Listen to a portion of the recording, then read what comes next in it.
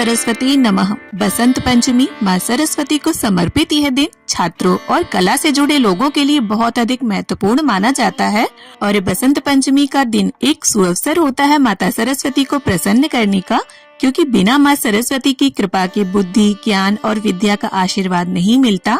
तो माघ मास के शुक्ल पक्ष की पंचमी को बसंत पंचमी का त्योहार मनाया जाता है। इस दिन सभी शिक्षण संस्थानों में, स्कूल्स, कॉलेजेस में विद्या, संगीत, ज्ञान और कला की देवी माँ सरस्वती की पूजा की जाती है और ये बहुत से छात्र घर पर भी माँ सरस्वती की वंदना और पूजा करते हैं। तो आज की इस वीडियो में हम देखेंगे कि घर पर आप किस तरह से सरल और संपूर्ण विधि से माँ सरस्वती की पूजा वंदना करें। और वीडियो के अंत में बसंत पंचमी सरस्वती पूजन के जो शुभ मुहूर्त हैं वो मैं आपको बताऊंगी। तो बसंत पंचमी के दिन नहा धोकर साफ, शुद्ध, सफेद या पीले रंग के वस्त्र धारण करें। संभव ना हो तो पूजा में बैठने से पहले पीले रंग का कलावा बांधकर अपने बच्चों के साथ बैठकर इस पूजा को करें। बसंत पंचमी के दिन रंगों का विशेष महत्व है। वृंदावन में भी कान्हा जी को बसंत पंचमी के दिन पहला गुलाल लगाया जाता है। तो यहाँ पर मैंने एक छोटी सी रंगोली बना ली है जिसमें जप माला, अष्टदल कमल और पुस्तक बनाई है और ये मैंने रंगोली कलर्स से बनाए हैं। आप चाहें तो खाली हल्दी से एक स्वास्तिक भी बना सकते हैं। इसके बाद ऊपर हमें एक चौकी लगानी है। आप पटा भी बिछा सकते हैं। और माँ सरस्वती को पीला और सफेद रंग अति प्रिय है, तो यहाँ पर पीले रंग का वस्त्र मैंने चौकी के ऊपर बिछा लिया है। अब यहाँ पर पुष्प का आसन देते हुए वीणा वादनी माँ सरस्वती को हम विराजमान करेंगे। तो यहाँ पर मेरे पास माँ सरस्वती का फोटो है। आप फोटो भी ले सकते हैं, मूर्ति भी ले सकते हैं।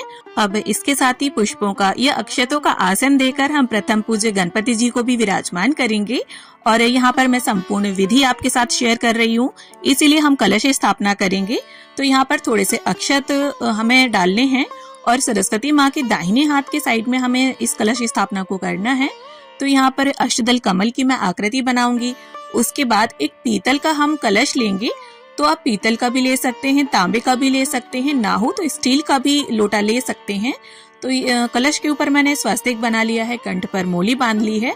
इसके अंदर सबसे पहले गंगा जल डालकर, फिर जल डालकर शुद्ध जल से भर लिया है और पीले पुष्प डाल देंगे, अक्षत, रोली, चंदन, 1 रुपए का सिक्का, सुपारी, ये सभी वस्तुएं हमने इसके अंदर डाल दी हैं। अब इसके बाद यहाँ पर मैंने 5 आम के पत्ते ले लिए हैं। आपको अगर आम के पत्ते ना मिले तो आप अशोक के पत्ते भी ले सकते हैं और सभी पत्तों को हमें चंदन और रोली से टीक लेना है।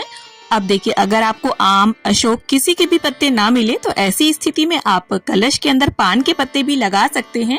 अब पत्तों को हमने कलश के ऊपर रख दिया है। एक पूर्ण पात्र रखेंगे कलश के ऊपर। अक्षतों से भरे हुए पात्र को पूर्ण पात्र बोलते हैं और इसको अष्टदल कमल के ऊपर विराजमान कर लिया है मैंने। अब लेना है एक जटा वाला नारियल हमें। आप हिलाकर देख लीजिए, उसमें पानी होना चाहिए। और आप इसमें देखिए पीले या सफेद रंग का वस्त्र बांधे। आप नया कोई भी कपड़ा ले सकते हैं और नारियल का मुख अपनी ओर करते हुए हम नारियल को स्थापित करेंगे। तो यहाँ पर मैंने पीले रंग की एक चुनरी ले ली है और कपड़े की जगह पर नारियल के ऊपर आप कलावा भी बांध सकते हैं, क्योंकि कलावा भी वस्त्र का ही स्वरूप होता है। तो इस तरह से कलश स्थापना हो जाएगी। अब देखिए, अपनी स्टडी से रिलेटेड जो भी बुक्स आप रखना चाहते हो या फिर आपको लगता हो जिस सब्जेक्ट में आप वीक हैं उसकी बुक्स रख सकते हैं। धार्मिक पुस्तक रख सकते हैं अगर धार्मिक पुस्तक पढ़ते हैं। और मेरे हिसाब से आपको 2 बुक्स जरूर रखनी चाहिए, एक हिंदी की जो कि हमारी मातृभाषा है और दूसरी संस्कृत की जो कि हमारी देव भाषा है। इसके साथ पेन जरूर रखिए, क्योंकि कलम में बहुत ताकत होती है। साथ ही पूजा से संबंधित जो भी वाद्य यंत्र हो आपके पास, जैसे बांसुरी, घंटी, शंख। अब देखिए, घंटी तो सभी के घरों में होती है और ये वस्तुएं हमारी आराधना को ईश्वर तक पहुँचाने का माध्यम है, तो इन्हें आप जरूर रखें। और इनके साथ अगर कला से संबंधित कोई शिक्षा ग्रहण कर रहे हैं तो तबला, हारमोनियम, घुंघरू, गिटार, जो भी आप शिक्षा ग्रहण कर रहे हैं तो वो इंस्ट्रूमेंट रखें।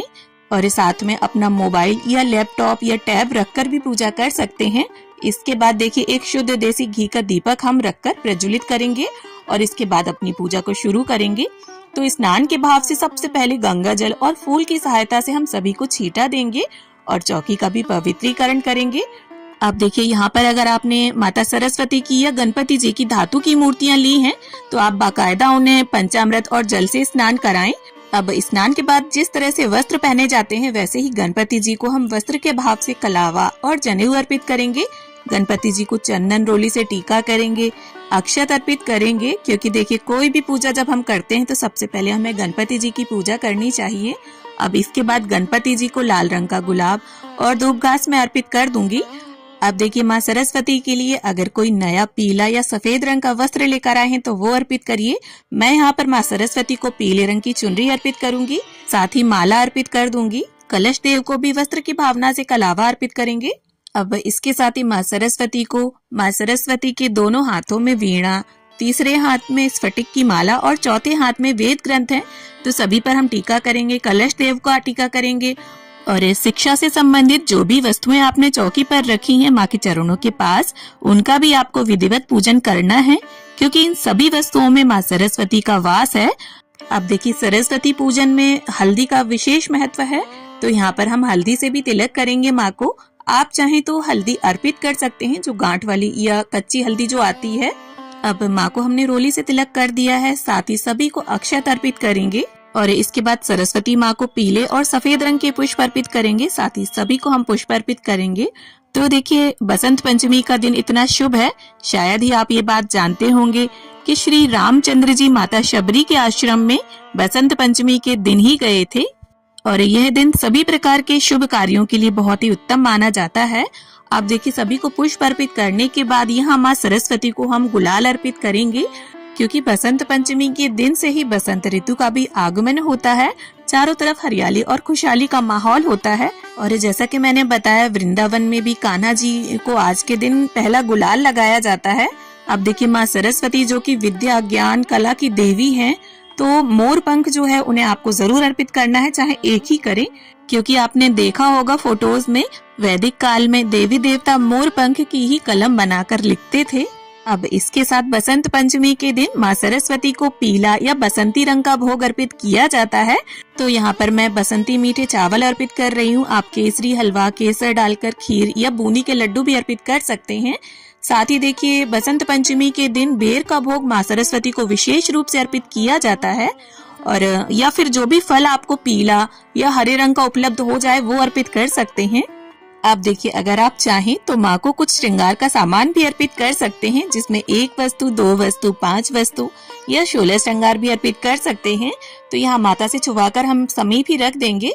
अब अगर आप पढ़ना चाहें तो बसंत पंचमी की कहानी भी पढ़ सकते हैं, बहुत ही रोचक कहानी है।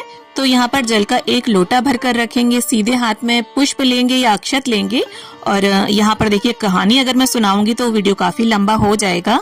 अब कथा कहानी संपन्न करने के बाद हाथ का पुष्प इस जल के लोटे में डालें और इस जल के लोटे को सूर्यदेव को अर्घ दें या बच्चों से दिलवाएं। और यहाँ पर जो दीपक मैंने प्रज्वलित किया था उसी से मैं आरती करूंगी। आपको अगर इस दीपक को उठाने का मन ना हो तो आप अलग से भी दीपक जलाकर आरती कर सकते हैं। तो इस प्रकार से एक पुष्प रखेंगे और बड़े ही प्रेम पूर्वक गणपति जी की, माँ सरस्वती की, कलश देव की और जितनी भी वस्तुएं हमने चौकी पर रखी हैं सभी की आरती उतारेंगे। या कुंदेन्दु तुषार हार धवला, या शुभ्र वस्त्रान्विता, या वीणा वरदंड मंडित करा, या श्वेत पद्मासना। अब इसके साथ ही आपने चौकी पर जो भी वाद्य यंत्र रखे हों, खास करके घंटी हमें जरूर बजानी है और इसके बाद सीधे हाथ में थोड़ा जल लेकर चौकी के आसपास फिराकर पूजा का आचमन और शुद्धिकरण करेंगे और हाथ जोड़कर माँ सरस्वती से पूजा में रही कमियों के लिए क्षमा याचना करेंगे और ऐसी प्रार्थना करेंगे कि माँ हमें अपने उज्जवल भविष्य के निर्माण में सहायता प्रदान करें, अपनी कृपा हमेशा हम पर बनाए रखें। तो देखिए अगर आपके बच्चे छोटे हैं तो आप बच्चों की हेल्प करिए पूजन में, और अगर आपके बच्चे बड़े हैं तब तो वो स्वयं ही कर लेंगे।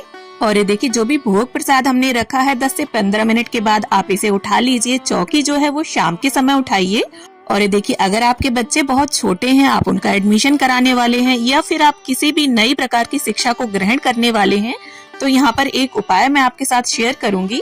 आपको थोड़ा सा शहद लेना है और सुबह जब आप पूजन करेंगे ना तो इसे सरस्वती माता के चरणों में आप रख दीजिए और शाम के समय जब चौकी उठाएं तब इस शहद को उठाइए और बच्चों को चटा दीजिए। इससे माँ सरस्वती का आशीर्वाद उन्हें प्राप्त होगा।